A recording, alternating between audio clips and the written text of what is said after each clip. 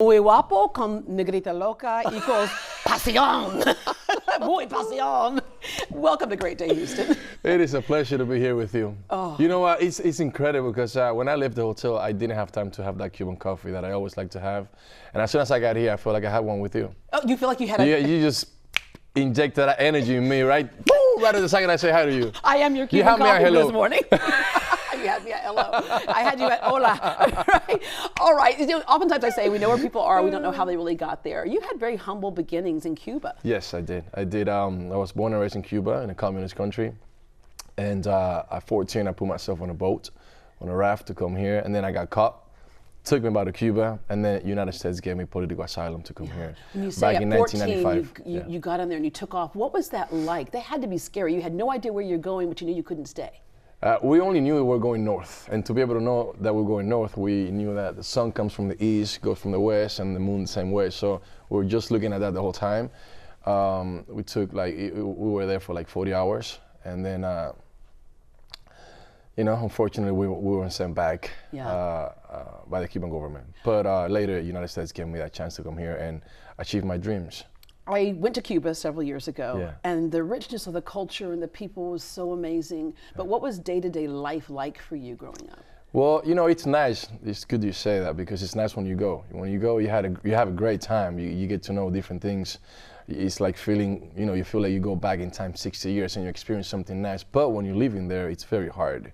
You are getting a bread a day per person. You are very limited to eat, to do, to talk. So it's a hard thing when you when you limit a human being to do certain things in life. Yeah. And I think that should never happen. When you arrived in America, Yeah. and your name is William Levy, people are thinking a nice Jewish boy is showing up, Yeah, right? yeah. And then you have this accent in the whole bit, and you say, no, I'm from Cuba. Explain that to folks. Well, my family is Jewish, so my background is Jewish too. So we say it's a Cuban. A Cuban. Cuban. But people sometimes forget that, in the Caribbean and in South and Central America, there's just, everybody's there.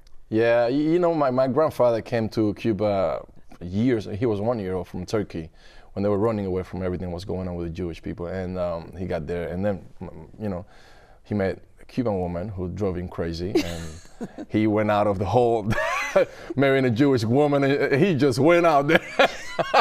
And then that's why I thank God he did it. He followed love, and I'm here because of that, and I really love being part of the whole community too. When you first arrived in America, what were your first impressions? And what had you been told about America before? I have to tell you, when I came here, and the plane was night time, and when the plane was arriving, and I started seeing so many lights together.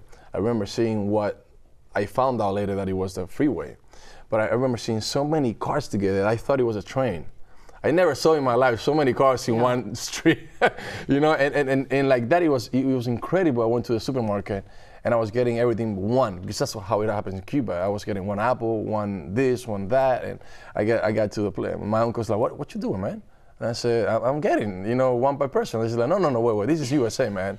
You can go and get whatever you want. Yeah. And like that, it was crazy. One of the stories that I had, it was crazy for me. It was like I don't want to say the name, but no, they haven't paid for publicity, so we're not mentioning any names here. But I went to a place to eat pancakes, and I saw a guy next to me. That was the very next day. I saw a guy next to me eating the pancakes with the butter. Uh-huh. On top of it, Yeah. and I thought it was ice cream.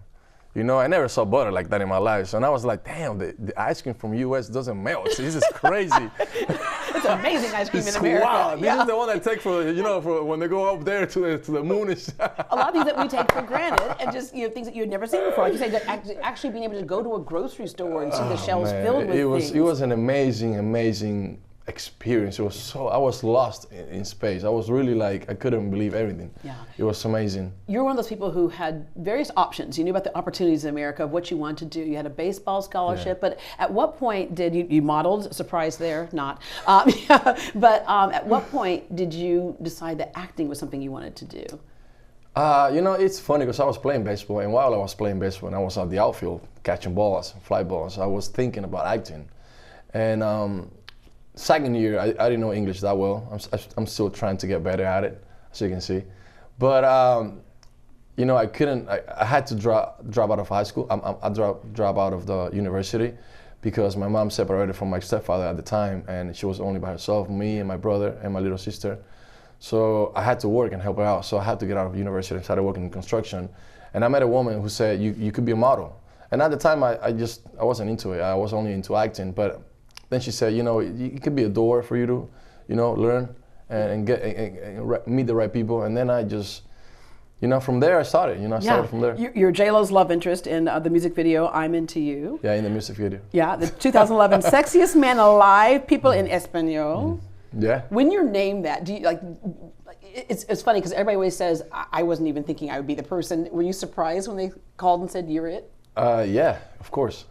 I get surprised every time they name me in any of these kind of lists because you never think about that when you are born and raised in a country like the one I was grown. I was thinking about it continually when that issue came out. You just couldn't think about it, you know. You did Dancing with the Stars, which is another thing of stepping kind of out of your box. Yeah. And you placed third. What was that experience like? It was crazy. Dancing 7 hours a day.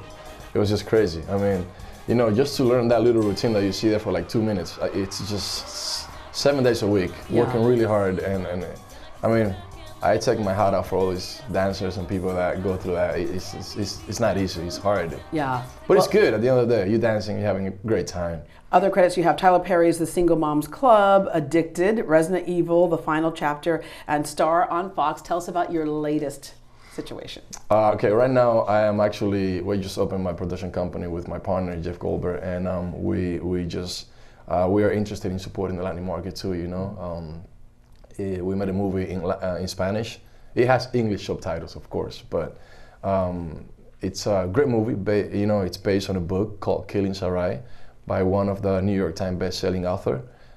She's Jaya Rumersky, very talented writer, and we saw this book and we thought it was a very, you know, unique and different kind of book. It has suspense.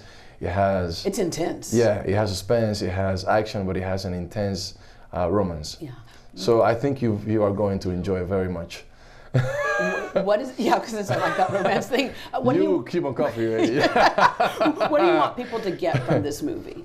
You know, it's just it's fun. I want people to really, you know, enjoy it, but also at the same time really get to know what's going on. You know, sometimes these things are really going on and really happening. But more than anything, I just want people to have a good time. Yeah. Go to the movie theaters and enjoy a great movie. And you have the great advantage of being able to do Spanish television or Spanish movies and also in English. Yeah, thank God, because I love doing everything in both languages. All right, you stick around because I'm going to pour you a cup of Cuban coffee, okay? Yeah. How? How are you gonna give me that Cuban coffee? And Brazos de Asesino opens in theaters December 6th. We have more information on our site, greatdayhouston.com. You just sit tight. I'll help you figure that out.